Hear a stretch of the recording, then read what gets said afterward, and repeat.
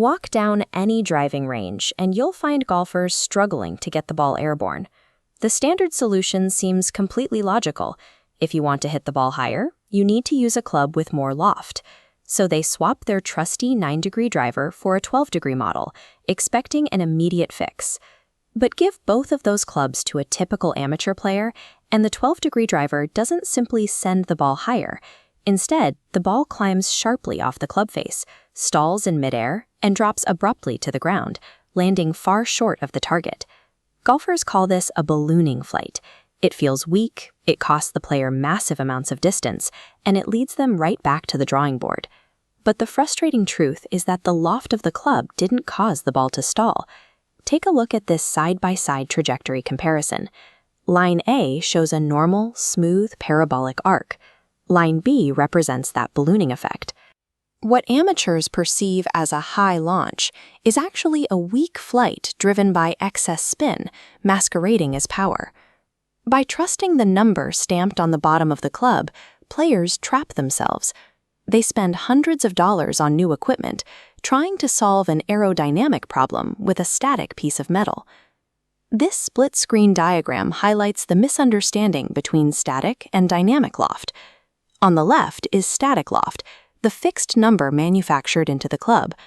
On the right is dynamic loft, the altered angle of the club face at impact, dictated entirely by the player's hands and posture. Controlling dynamic loft is especially tricky with the driver. Out of the 14 clubs in a standard bag, the driver is the only one specifically designed to strike the ball while the club head is traveling upward. But as we see in this slow-motion close-up, most amateurs treat the driver exactly like an iron. They strike downward, flipping their wrists right before contact and compressing the ball against the tee. This vector breakdown reveals the exact mechanical failure at impact. The red arrow shows the club path angling sharply downward, while the blue arrow shows the dynamic loft pointing upward. The resulting friction between these two opposing forces generates a massive amount of backspin. Because the player's downward strike dictates this spin, changing the static loft of the club is useless. You could hand that same player an 8-degree driver, and the extreme spin would simply produce a lower starting shot that still balloons and dies.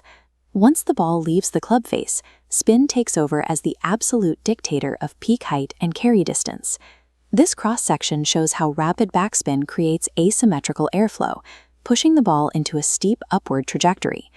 But spin must exist in a narrow window. Too little and the ball plummets. Too much and the airflow breaks apart, causing the ball to stall mid-flight. We ignore these physical forces because of label bias. We are hardwired to trust a definitive, permanent number stamped into a piece of titanium over the invisible forces generated by our own swing.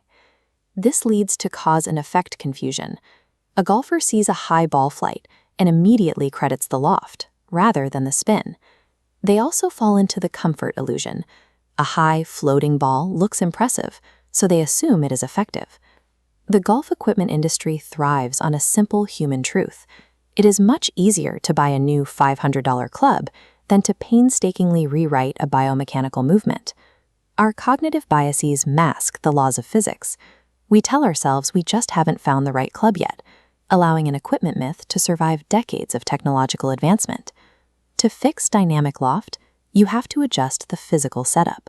By teeing the ball higher and moving it forward in the stance, you create the space necessary to change the angle of attack.